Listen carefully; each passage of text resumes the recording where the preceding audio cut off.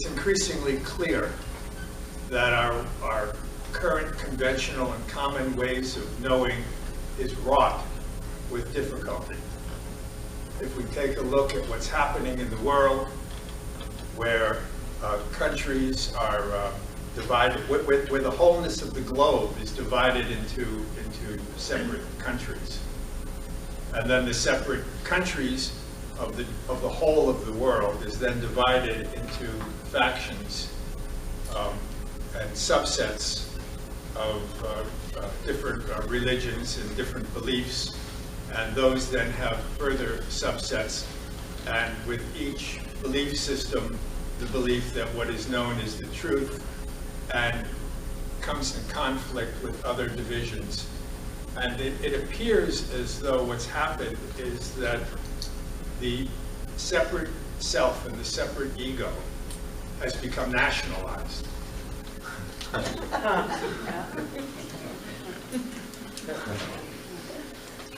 And that the narrow way of thinking and the narrow way of possessing and the narrow options that the ego has on the truth has become prevalent worldwide.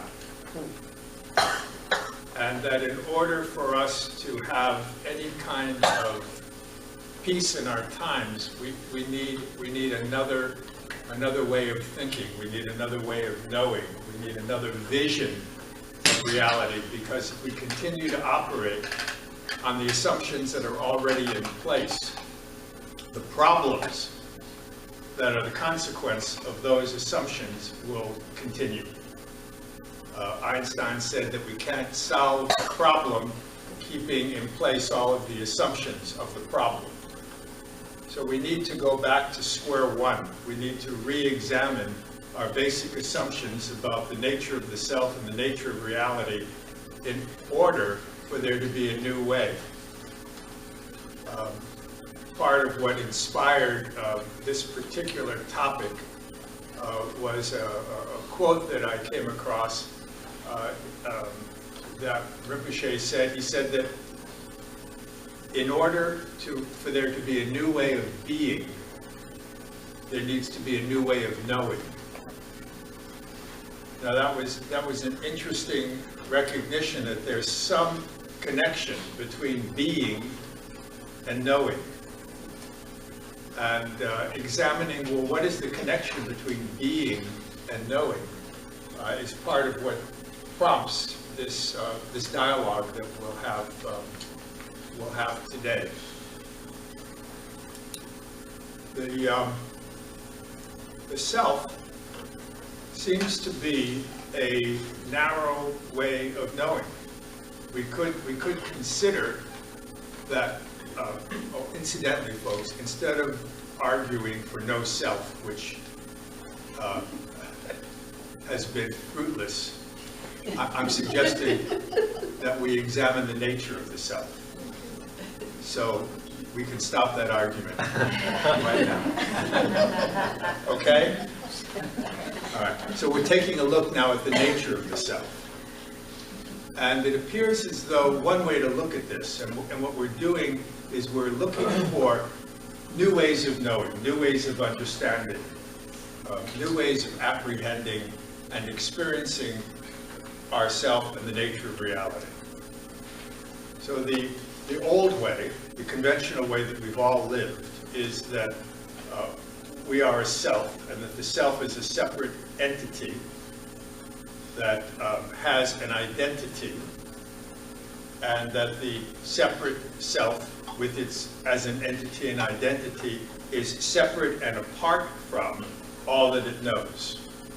So we embody a position commonly and conventionally from a narrow way of knowing where the vantage point that's assumed is like a bystander. It stands outside of everything else, and the self is separate from the world it inhabits. And this experience that we have been actually taught, because when we were born we had no idea about ourselves and we didn't know what our name was. and we didn't even know how wonderful we were. Nobody, or we didn't know how awful we were. We learned that. We learned that. We learned how we could get approval, and we learned how we could get disapproval. And we've lived our lives wanting to be loved and accepted, and wanting to avoid pain and punishment. So if we're looking for a common theme, folks, here we are. We all want to be loved, we all want to be accepted, and none of us want to be hurt.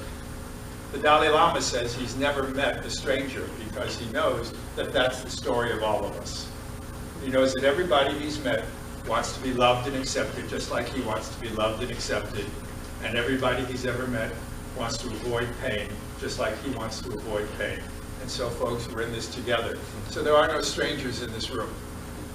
We're all sharing the same desire to be able to live with greater ease. We're all wanting to be more comfortable. We're all wanting to have a greater sense of acceptance. We're all wanting to have a greater sense of belonging. This is our story. And this is not our current experience. We live in a world where we are separate. We're wondering what people are thinking of us. Well, we're thinking of them. But mostly we're concerned about what they think of us. Our usual thought about them is, what are they thinking of me? And what am I thinking of myself? What am I thinking of myself? What is my attitude and belief about myself? What is my self-concept? How do I think I am? And how do I think I should be? So we have a self-concept, and we have an ego ideal. And the discrepancy between the self-concept and the ego ideal measures our degree of depression. The further I am from where I should be, the worse I feel. What if those are mental representations? What if the self, as we see the self, as we think about the self, is a mental representation or a construct? Construct is a mental representation. We live the existence of interacting with mental representations, a representation of myself and a representation of the world. Representations. It's representations of reality. If we recognize that this is a representation, which we don't, we all know that we really see how it really is. And we all believe that whatever we think is true, regardless of what you think. My thought is true. And we have a thought and we possess the thought. And once we possess the thought, it becomes mine. Oh, anything that's mine must be defended, must be protected, must be perpetuated because it's mine and it belongs to me. So there's a me at the center of all of our representations. Everything points to the me. There's a me in meaning. The very center of all meaning, there I am, meaning it. This is not to be disparaging, this is just how it is. And if we recognize the way we're living, we can begin to challenge it, we begin to open it, we can begin to find new ways. We can begin to relax the self-centeredness of our perception. How to do that? How to do that? One way would be to reconsider the self. So we tend to have this mental representation of the self be a thing. So we made a thing out of ourselves. We can start with, I am not a thing. But we made a thing out of ourself where the self has become an object and a thing. And the self as a thing needs to be protected. The self as a thing needs to be defended. The self as a thing needs to be maintained. And the self as a thing needs to be perpetuated,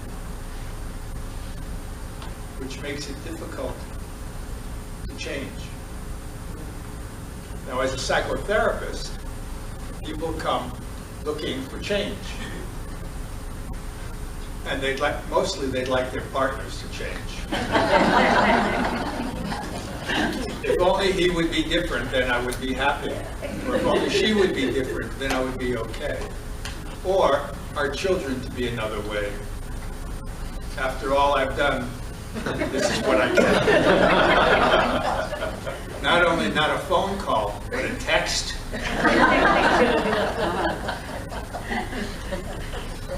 So if they would be another way, we would be okay.